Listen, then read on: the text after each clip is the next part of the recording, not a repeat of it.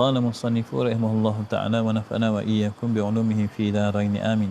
Kita dalam bab akidah Ahlussunnah wal Jamaah dibahaskan secara sekali lalu oleh guru kita ni berkenaan dengan kewajipan kita meyakini beriktikad tentang sifat ketuhanan yang dibincangkan pada tajuk yang lepas. Kemudian kewajipan untuk kita meyakini tentang sifat kerasulan, kenapa kita kena meyakini, apa sebab dimasukkan dalam perkara-perkara akidah, kita dah bincang dalam tajuk yang lepas.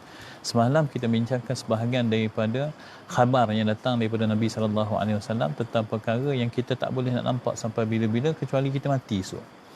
Semalam kita cerita tentang muka nakir, kita cerita tentang mizan, kita cerita tentang titian sirat, kemudian kita cerita tentang telaga Kautsar. Jadi hari ni kita sambung, dan tajuk hari ni agak tajuk hari ni agak mendatar kerana kita berada pada pada i'tikad yang tidak lagi bersifat menggerunkan seperti hari akhirat. Kita ada satu lagi hisab. Kemudian dia adalah tajuk-tajuk yang agak ringan untuk dihadam. Nombor 7, bismillahirrahmanirrahim, mempercayai hisab. Al-hisabu, dan sekalian manusia berlainan padanya. Wajib kita mempercayai bahawasanya di sana ada yaumul hisab, hari dikira amalan. Tadi mizan, kemudian ada hisab. Hisab ni dikira amalan tersebut. Dia perhitungkan sekadar amal untuk mengklasifikasikan yang mana yang baik, yang mana yang tak baik. Dan setiap manusia berlainan pada hisab mereka. Ada yang hisabnya banyak kebaikannya, ada hisabnya yang banyak kejahatannya, ada hisab yang hampir banyak kejahatan dan kebaikannya. Tetapi poin utama, hisab itu adalah berdasarkan kepada keadaan amalan dia sendiri, tidak kepada amalan orang lain. Sebab itulah kita dah masuk belum? Belum lagi. Nanti kita akan masuk pada satu tajuk yang tentang muhasabah diri, tentang ilmu yang memberi manfaat. Antara ciri-cirinya adalah apabila kita mampu melihat kepada aib diri kita. Ilmu yang beri manfaat, ilmu yang bila kita mengaji, semakin banyak kita mengaji, semakin nampak aib.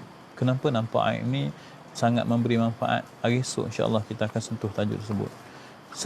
Secara mudahnya, ilmu yang beri manfaat itu, kalau kita semakin kita mengaji, makin nampak kita punya aib, faedah dia adalah apabila kita nampak kita punya aib, maka kita ada satu sifat tanggungjawab untuk memperbaiki aib. Orang yang nampak kecacatan pada diri dia, maka dia akan berusaha untuk menutup kecacatan tersebut. Sebab itulah, kalau kita terlalu sibuk melihat kepada luaran kita, maka kita akan jadi sibuk untuk memperbaiki luaran kita. Ada orang perbaiki muka dia dengan banyak foundation, dengan banyak bedak. Ada orang perbaiki tubuh dia dengan angkat berat begitu begini. Ada orang perbaiki, dia akan perbaiki jisimnya dan memperbaiki gambaran luaran dia. Sebab apa? Sebab dia nampak kecacatan. Bagi orang yang melihat, cuba belajar untuk melihat kecacatan dalaman dia, kerana dalaman ni adalah tempat lihat Allah Ta'ala. Innallaha la yanzuru ila suwarikum wa ajsamikum walakinallaha yanzuru ila qulubikum wa a'malikum. Allah Ta'ala ni, dia tidak melihat kepada jisim, kepada luaran kita, tetapi Allah Ta'ala melihat kepada kita punya hati dan kita punya amalan. Oleh kerana kita punya hati dan kita punya amalan itu menjadi tempat tunjuk, tempat tengok oleh Allah, maka kebaikan dan keburukan sesuatu amal tu ada nilaian pada hati kita. Dan apabila kita mula belajar untuk melihat sisi buruk hati, maka ketika itu barulah kita akan belajar untuk memperbaiki hati. Baik, apa kaitannya dengan akhirat? Mereka yang memperbaiki hati mereka akan terbaikilah mereka punya akhlak, akan terbaikilah mereka punya ibadah, akan terbaikilah mereka punya kehidupan. Apabila kehidupan mereka mula terbaiki, maka dia beri kesan langsung kepada hisab kita. Kenapa? Kerana hisab ni adalah menimbang antara perkara yang baik dan buruk, menimbang antara amalan yang baik dan amalan yang buruk. Semakin banyak kita melakukan amal baik, maka semakin cerah peluang kita untuk menghasilkan hisab yang berat kepada kebaikan. Semua orang amalan mereka berbeza-beza, timbangan berat mereka berbeza-beza, dan dikira hanya amalan yang mereka lakukan, bukan amalan yang mereka lihat orang lakukan, ataupun bukan amalan yang mereka hukum orang lain lakukan. Sebagaimana kita tidak melihat kepada amal kita sendiri, maka amal kita tidak bertambah. Oleh kerana kita meyakini di sana ada hisab, di sana ada timbangan amal, maka kita akan jadi lebih bertanggungjawab untuk memperbaiki amal kita dengan Allah Ta'ala. Kerana di sana ada hisab. Bagi orang tidak beriman, kat sana tak ada hisab. Jadi dalam kehidupan mereka, mereka tidak mempedulikan tentang soal dosa pahala. Sebab itulah sahabat mati Allah, ketika orang tanya kepada Sayyidina Umar, apabila Umar mengatakan ad-dunya sijnul mu'minin wa jannatul kafirin.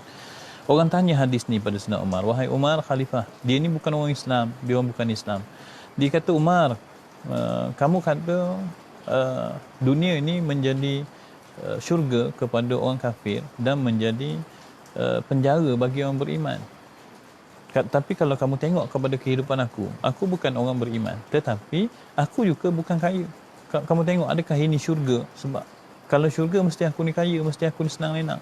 Kata Sayyidina Umar radhiyallahu anhu, dia kata, ke syurga bagi orang kafir bukanlah kesenangan, tetapi kebebasan mereka tanpa ada halangan. Atas muka dunia mereka tidak ada halangan, dan itulah setinggi-tinggi syurga yang akan dicapai oleh orang yang tidak beriman.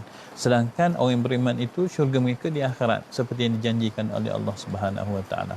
Maka oleh kerana banyaknya halangan-halangan bagi orang beriman, ada orang yang mempunyai iman, mereka akan langgar halangan-halangan ni oleh kerana kejahilan. Mereka akan langgar halangan-halangan ni oleh kerana ketidakmampuan mereka mengekang hawa nafsu mereka. Mereka akan langgar halangan-halangan ni kerana mereka bersifat dengan sifat munafik. Apa juga sebab, apabila segala halangan-halangan ini, had-had yang ditentukan oleh Allah, yang ni boleh buat, yang ni tak boleh buat, dilanggar semua tu, maka ini hanya akan memberatkan timbangan kejahatan di hari akhirat. Bagi orang yang di dalam hatinya ada mempercayai bahawasanya di sana ada hisab, setiap tindakan yang dilakukan untuk melakukan segala amal atas muka dunia, dalam hatinya ada timbangan hisab di akhirat. Kalau aku buat begini, adakah hisab kebaikan tu semakin baik? Kalau aku buat begini, adakah hisab timbangan aku semakin buruk? Timbangan hisab nanti semakin buruk. Sebab tu setiap kali kita nak melakukan satu keputusan, maka kena ada timbangan akhirat ni dalam diri kita. Jangan sampai kita menjadi orang yang hanya menimbang dan neraca timbangan tu hanya sekadar keduniaan, duit, pangkat, kesenangan, kelebihan yang akan kembali kepada diri kita pada bab keduniaan saja. Jangan. Sebab kita ada nilai akhirat, ada hisab di sana. Setiap perkara yang kita nak buat di sana ada hisab. Walaupun kita lepas di sini, di akhirat kita tak lepas. Inilah yang menjadi pembeza antara orang beriman dengan orang tak beriman pada saat mereka melakukan keputusan dalam kehidupan mereka. Seperti yang anda ceritakan dalam kuliah Roti Canai, sahabat yang tengok kuliah Roti Canai. Dalam kuliah Roti Canai itu anda sentuh tentang cerita seorang sahabat, yang mana sahabat anda, dia ni ustaz dan dia kerja dia kuliah juga macam anak. Dia kongsikan pengalaman dia bersama dengan grup keluarga dia, grup sepupu sepapak dia. Pak saudara di situ, anak saudara di situ. Dalam tu ada salah seorang sahabat dia, salah seorang sepupu dia yang masing-masing dah menjangkau umur 40-an, 50 dah. Jadi ada seorang mak saudara dia ni yang kerja sebagai yang duduk di bahagian hospital lah, dan pangkatnya agak besar di dalam satu negeri. Jadi apa yang berlaku, ada seorang anak saudara ni pula baru tamat kursus staff nurse, yang pakai baju biru tu, staff nurse. Anak saudara dia ni mendapat tawaran untuk bekerja di dua hospital. Satu hospital yang macam mana nak sifat hospital ni? Hospital ni dia ada pada satu Asia. Satu Asia ada hospital ni. Satu lagi worldwide. Satu dunia ada hospital ni. Kemudian pada sudut tawaran penggajian, memang hospital yang bertaraf dunia ni lebih besar lah gajinya. Peluang untuk duit tu memang di sana lah, tetapi bezanya hospital yang agak kecil, besar juga, satu Asia ada dia membenarkan untuk berpakaian seperti Muslim lah. Bila kita orang perempuan Islam pakaian macam mana dibenarkan, tetapi yang worldwide ni dah letak dah syarat awal-awal, letak dah tak boleh untuk berpakaian begitu. Kalau boleh pun pakai sanggul tu je, tutup kepala tu. Jadi sahabat Ana ni tak sempat nak baca WhatsApp ketika itu. Apabila diajukan soalan tu, minta pendapat pak saudara, mak saudara dalam ni, maka ni pak saudara seorang ni. Oleh kerana dia orang besar dalam hospital, dia kata lebih baik ambil yang worldwide sebab peluang kenaikan gaji banyak, kemudian gajinya banyak, kemudian boleh travel around the world, dia kata. Sahabat mati Allah, cuba tengok keputusan, cuba tengok pendapat yang diberikan. Dia orang berilmu tapi tidak ada agama. Kerana dia tidak menimbang di sana selain daripada kewangan, di sana ada hisab, di sana ada dosa pahala. Sedangkan sepatutnya bagi orang beriman, timbangan ni adalah timbangan utama, lebih daripada timbangan-timbangan yang lain. Dia bila dia baca WhatsApp tu dah malam, dah kecewa dengan jawapan tersebut. Itulah apabila seseorang hanya memiliki ilmu keduniaan, mereka akan mula tidak mempedulikan timbangan-timbangan akhirat. Tidak salah kita mempunyai ilmu keduniaan, tapi syaratnya ilmu akhirat tak boleh ditinggalkan. Supaya ketika kita melakukan timbangan, kita tidak hanya menimbang berdasarkan ilmu jurusan yang kita ada, bahkan kita meletakkan timbangan dosa pahala di depan. Kerana di sana ada hisab. Ni dia kata ni, kita kena ada kepercayaan kat sana ada hisab. Bila kita percaya kat sana ada hisab, segala perlakuan kita akan dijaga supaya hisab kebaikan lebih berat daripada hisab kejahatan. Dan setengah mereka lalu ke syurga tanpa hisab. Tengok, ada setengah manusia lalu ke syurga tanpa hisab, tidak dihisab, iaitu golongan yang hampir namanya muqarrabun. Kalau diperbahakan oleh ulama-ulama sufi, maka di sisi Allah ni ada pangkat-pangkat manusia. Dan tidak nafikan Allah Ta'ala sebut juga dalam Quran bahawasanya manusia berbeza darjatnya. Darjat Rasul pun berbeza darjatnya. Nabi-nabi pun berbeza darjatnya. Orang beriman pun berbeza darjatnya. Jadi dalam golongan orang beriman ini ada orang yang bersifat muqarrabun, orang yang hampir dengan Allah. Ada beberapa jenis golongan manusia yang sifatnya hampir pada Allah. Mereka ni ketika yaumul hisab, mereka tidak dihisab oleh Allah. Mereka akan masuk syurga tanpa hisab. Subhanallah. Yang ni kita nak ni sahabat mati Allah. Sebab bila masuk je hisab ni jadi susah lah. Soal siasat, kena soal siasat. Soal siasat dia susah lah. Macam kita ni hari-hari boleh keluar masuk ke rumah kita, keluar kampung, pergi temeluh. Tiba-tiba musim PKP. Temeluh yang hari-hari kita pergi ni, sekarang ni bila nak pergi kena soal siasat. Jadi susah lah. Tak kena tahan, tak kena tangkap pun. Kena soal siasat baru. Jadi kena soal siasat ni sesuatu yang menyusahkan. Di hari akhirat kelak, andai kata kena je soal siasat, susah. Kita mohon soal siasat kita seperti yang dimohon oleh Allahumma hasibni hisaban yasira. Ya Allah, Tuhanku, hisapkan aku dengan hisap yang sedikit, dengan hisap yang mudah. Kalau kita dihisap pun doalah kepada Allah dengan hisap yang mudah. Kita mengimpikan untuk tidak dihisap, tetapi banyak tanggungjawab yang perlu kita lakukan atas muka dunia untuk memastikan diri kita tidak dihisap di hari akhirat. Dan para nabi-nabi ditanya tentang penyampaian risalahnya. Nabi-nabi kena tanya. Apa yang ditanya? Mereka akan ditanya tentang apa yang mereka sampaikan. Ditanya kepada mereka tu bukan kerana untuk menunjukkan kepada bukan kerana untuk mengesahkan dibuat tak buat. Ditanya kepada mereka tu untuk dipublishkan kepada manusia lain, supaya manusia lain tahu bahawasanya Rasul-Rasul telah pun melaksanakan segala tanggungjawab mereka. Kemudian ditanya orang mukmin tentang amalan mereka. Bagi orang beriman, macam kita ada iman, semoga Allah Ta'ala jaga iman kita sampai kita mati. Apa yang Allah Ta'ala tanya? Allah Ta'ala tanya tentang amalan kita. Segala amalan kebaikan, segala amalan kejahatan yang tidak kita bertaubat kepadanya, maka semua itu akan ditanya. Semua itu akan ditapih. Kemudian, orang yang bid'ah ditanya tentang agamanya. Orang yang melakukan bid'ah dalam agama, bid'ah dhalalah dalam agama, akan ditanya tentang agamanya. Perbahasan bid'ah kita tak sentuh lah sini. Perbahasan bid'ah ni dah banyak ustaz yang sentuh, dan ana pun bukanlah ahli sangat nak membahas tentang perkara bid'ah. Tetapi sahabat rahmat Allah Subhanahu Wa Taala, bila kita sebut perkara bid'ah, janganlah lihat pada skop yang kecil. Skop yang kecil ni contohnya talqin, contohnya selawat, contohnya usolli. Perkara tu dah ada jawapan di kalangan ulama. Maka berlapang dada lah, belajar untuk berlapang dada.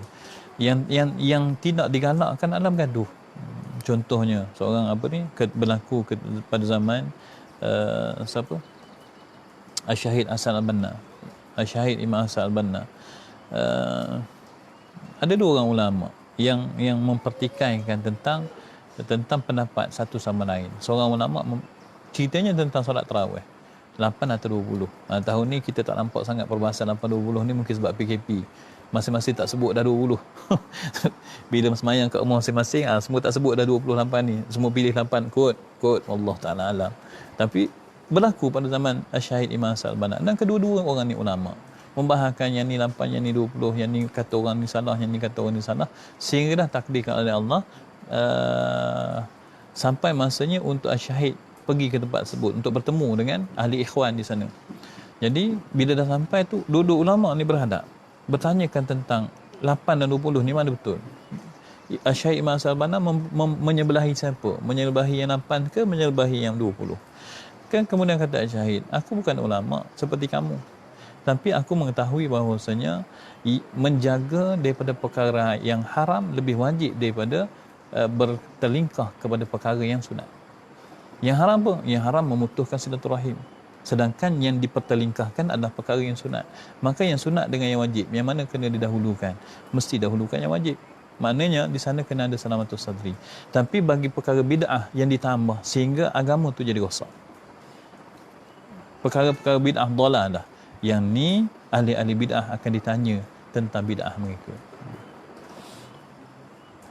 Masing-masing akan bertanggungjawab depan Allah. Dan orang yang kafir ditanya tentang pendustaan terhadap segala rasul. Pertanyaan ni tidak boleh menggunakan tipu helah. Jawapannya tidak boleh menggunakan tipu helah.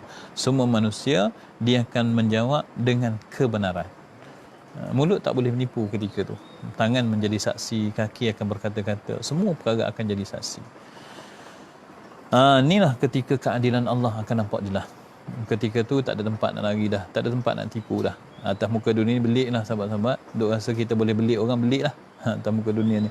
Kalau kita selamat, maka atas muka dunia kita tidak akan menerima hukuman.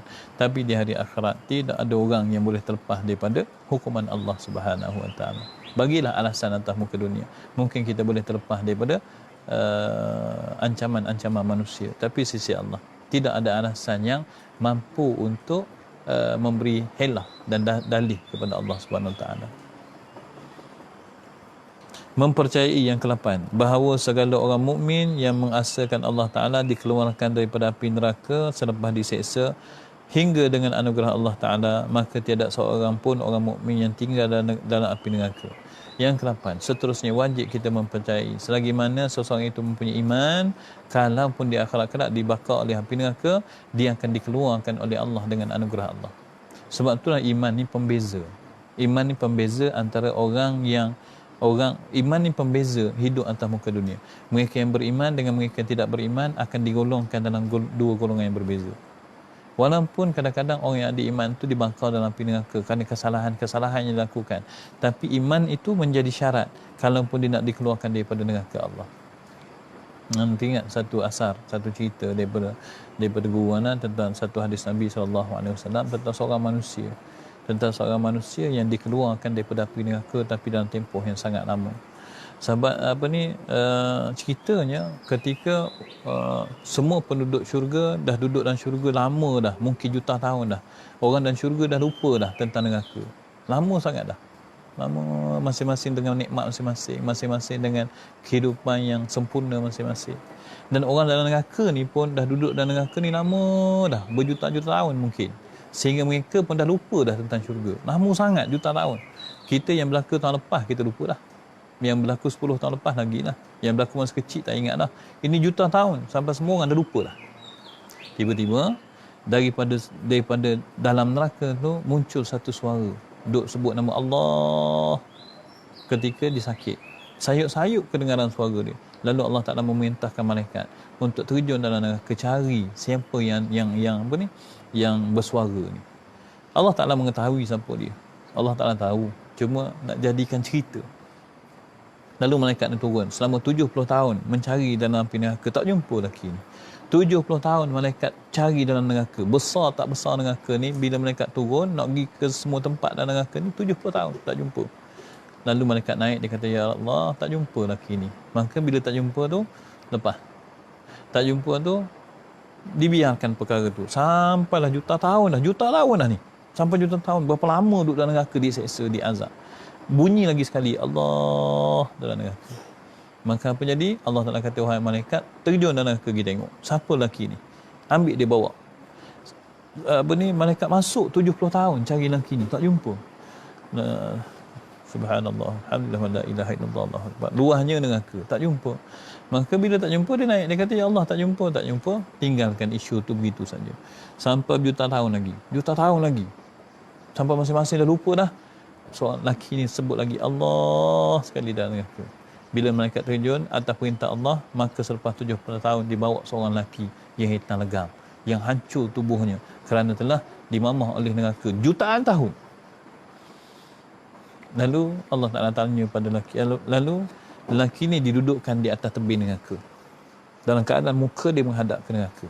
Dia berdoa, ya Allah, palingkanlah muka aku daripada neraka ni, terasa sangat bahang neraka ni kat muka aku. Allah Ta'ala kata boleh, dengan syarat kamu tidak minta apa-apa dah selepas daripada ni. Lelaki ni pun paling, dia janji, ya Allah, aku tidak akan minta apa-apa dah lepas daripada ni. Kemudian Allah Ta'ala kata berpalinglah kamu. Dia pun paling. Bila dia paling, maka dia nampak depan dia syurga. Dia nampak depan dia satu pintu yang menyebabkan dia rasa macam tertanya-tanya, dan hati dia, apa ni dia doa pada Allah, ya Allah, Tuhanku, berikanlah aku peluang untuk pergi ke situ, untuk pergi ke pintu syurga ni. Dapat tepi pintu pun jadi dah. Kata Allah, kamu dah janji dah untuk tak minta apa-apa, ni tiba-tiba minta lagi ni. Lelaki ni tak peduli, dia terus meminta pada Allah, sehingga Allah Ta'ala mengabulkan permintaannya. Allah benarkan dia berjalan sampai tepi syurga. Dengan syarat, kata Allah, kamu tak boleh minta apa-apa dah lepas ni. Lelaki ni pun berjalan sampai tepi syurga, duduk tepi syurga tu, tengok dalam syurga tu, tenganga dia. Apa yang ada dalam syurga tu, ngap tenganga dia. Dia kata, ya Allah, bagilah aku masuk dalam syurga. Ya Allah, bagilah aku masuk dalam syurga. Ya Allah, bagilah aku masuk dalam syurga. Allah Ta'ala kata, kamu dah berjanji dah tak nak minta apa-apa. Ni, minta lagi. Lelaki ni tak peduli, terus minta pada Allah, sehingga kata Allah Ta'ala, masuklah kamu ke dalam syurga. Kemudian lelaki ni dipersiapkan masuk ke dalam qalam al-hayah, untuk menyuci segala kehitaman yang ada pada tubuh dia, digantikan dengan kulit yang baru, dibuangkan perkataan ahli neraka daripada dahinya. Kemudian dia pun melangkah masuk dalam syurga. Langkah masuk dalam syurga, tengok semua tempat penuh dengan manusia, menyebabkan dia rasa tak ada tempat untuk diri dia. Terdetik dalam hati dia nak pusing ke belakang, nak keluar balik. Lalu kata Allah, kenapa kamu nak pergi mana? Kamu nak ke mana? Dia kata, tak ada tempat dah untuk aku dalam syurga. Kata Allah, tempatnya ada bagi kamu adalah satu pemerintahan seluas langit dan bumi. Sahabat mati Allah, orang terakhir masuk dalam syurga Allah, pemerintahannya seluas langit dan bumi. Lahum ma yasha'una fiha waladaina mazid. Bagi mereka apa yang mereka minta, dan bagi kami sentiasa ada tambahannya. Dipendekkan sahabat mati Allah, selepas daripada peristiwa lelaki ni keluar daripada neraka ni, maka Allah Ta'ala tutup pintu syurga. Tak ada dah orang boleh masuk syurga. Allah Ta'ala tutup pintu neraka. Tak ada dah orang boleh keluar daripada neraka. Yang ditakuti adalah janganlah sehingga bila Allah Ta'ala tutup pintu neraka ni, kita masih berada di dalamnya. Wal'iyadzubillah min zalik.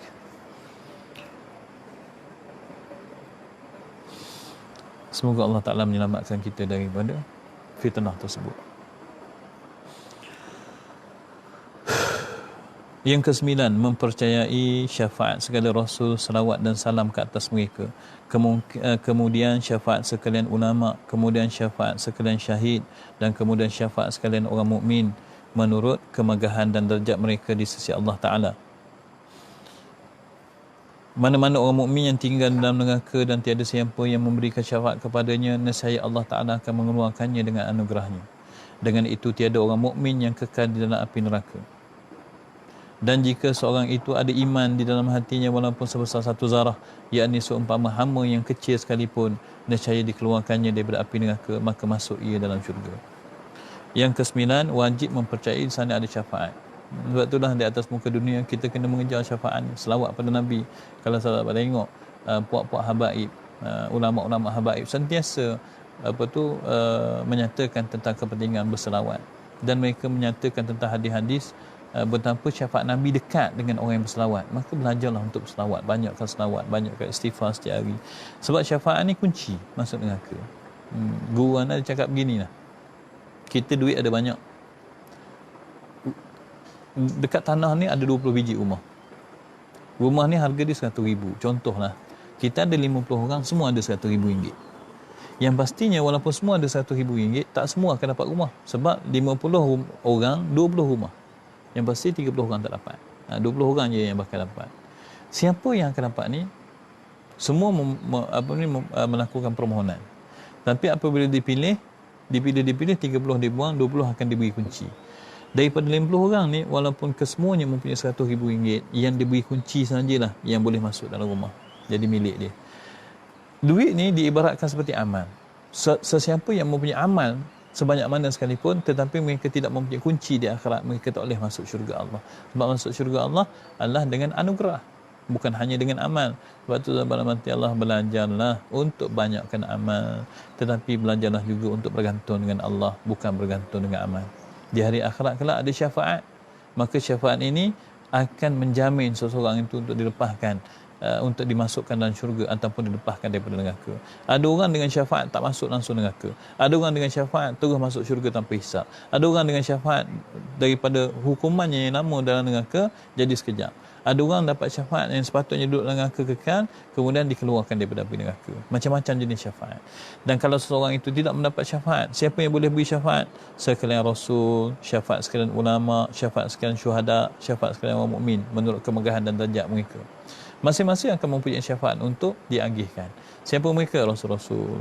Kemudian ulama-ulama. Sebab tu ulama-ulama sahabat kena jaga elok. Mereka mampu memberi syafaat. Dan syafaat ni memang melalui jalan begitu. Allah serahkan kepada Rasul, Rasul agihkan kepada sahabat-sahabat tabi'in di kalangan ulama-ulama, di kalangan syuhada. Lalu mereka ni akan mengagihkan syafaat tersebut di macam rantaian. Rasul mengagihkan kepada yang berhak tu akan mengagih kepada kumpulan mereka. Andai kata atas muka dunia, kita duduk atas muka dunia, kerja kita cerca ulama je. Kerja kita menghina ulama je. Ulama mana yang nak bagi syafaat pada kita esok di hari akhirat? Ana ingat seorang sahabat Ana sebut, Ustaz, Ana ni jahil, dia kata. Saya di bahasa diri dia, saya ni jahil Ustaz. Tapi yang saya tahu, apa-apa hidup saya ni saya ikut ulama. Sebab apa? Sebab kalau saya ikut orang lain, belum tentu lagi orang lain tu boleh selamatkan saya di akhirat kelak. Saya ni dah jahil, banyak pula dosa, baru keluar daripada kelam kejahilan, baru keluar daripada noda dosa. Ni baru nak berjalan atas dunia ni, baru nak berjalan dengan baik. Jadi yang saya tahu, saya kena ikut ulama. Baik jahat saya ni saya berubah sikit-sikit, tetapi yang saya tahu saya kena ikut ulama, kerana di akhirat kelak tak ada dah orang boleh selamatkan saya kecuali ulama-ulama. Jadi sahabat rahmati Allah, ulama pangkatnya tinggi, mempunyai syafaat, maka duduklah bersama mereka dalam segala situasi. Jangan kerana untuk perkara dunia kita meninggalkan mereka. Jangan kerana untuk perkara dunia kita menghentam dan mencerca mereka. Jangan kerana kita menyangka pendapat kita lebih benar, kita merasakan pendapat mereka lebih salah, lalu kita menghina dan mengejek-ngejek mereka. Jangan. Kerana di akhirat mereka mempunyai pangkat yang besar di sisi Allah Subhanahu Wa Taala. Lepas tu dalam handset kita tu, tengoklah kalau tak ada langsung nama-nama ustaz, dalam tu nama-nama alim ulama sebagai orang yang kita WhatsApp dan sebagainya, maka belajarlah untuk berkenalan dengan mereka, rapatkan diri dengan mereka supaya di hari akhirat kelak mereka boleh membantu kita. Moga-moga di hari akhirat bila mereka mengagihkan syafaat, kitalah salah seorang orang yang mampu mendapat syafaat daripada mereka. Kita, level kita ni entahlah, wallahu taala alam. Kalau tak ada syafaat, kalau tak dapat, mereka akan masuk neraka. Tetapi kalau mereka ada iman, walaupun sebesar zarah, Allah Ta'ala akan keluarkan mereka dengan pertolongannya secara terus. Dasarnya, selagi ada iman, maka dia akan masuk dalam syurga Allah, cepat atau lambat. Perkara ni tidak boleh merasa lega. Tak boleh. Sebab apa? Sebab neraka bukan tempat singgah. Neraka bukan tempat untuk seorang tu bermain-main. Neraka ni adalah tempat azab. Mereka yang masuk ke dalamnya tidak ada yang mampu untuk bertahan dengan seksanya. Jangan duk main-main dah dengan neraka. Ana ingat ketika isteri Ana mengandung anak pertama. Masa tu nak makan pizza. Ni lama dah cerita ni, 8 tahun yang lepas. Nak makan pizza, jadi bawa lah ke kedai pizza dekat Bandar Temulo. Lebih kurang dalam pukul 12, pukul 1 gitulah tengah hari. Jadi apa yang berlaku ketika tu, kita masuk, jadi kita duduk sebab kursi dia kursi yang kita duduk sini menghadap ke sana, belakang tu ada kursi pula menghadap ke sana. Dia dua kursi ni. Jadi kita duduk, tak lama tu ada seorang perempuan bawa anak kecil. Anda tengok pakai baju pasti masuk duduk kat sebelah. Jadi kita pun buat hal kita, dia buat hal dia, kita pun tak ambil tahu hal orang. Yang tengah berbual, dia pun buat. Cumanya anak tertarik bila budak ni petah berkata-kata. Sampai dia kata, ibu-ibu, pagi tadi ustazah beritahu kat adik, dia kata kalau kita buka aurat, kita akan masuk neraka. Kalau kita buka aurat, kita akan masuk neraka. Dan perempuan ni memang tak pakai tudung, terbuka auratnya. Jadi bila budak tu cakap begitu, kita jadi macam tertarik nak mendengar jawapan ibu dia. Apa ibu dia nak jawab? Lama ibu dia mendiamkan diri. Kemudian ibu dia kata, yelah, kita orang beriman ni, kita orang Islam ni, kalau masuk neraka pun sekejap je, lepas tu kita akan masuk syurga semula. Anda tepuk dahi. Allah, hilang selera makan. Cuba tengok betapa umat Islam sebahagiannya melihat enteng neraka tempat azab. Wa bi'sal masir, seburuk-buruk tempat kembali.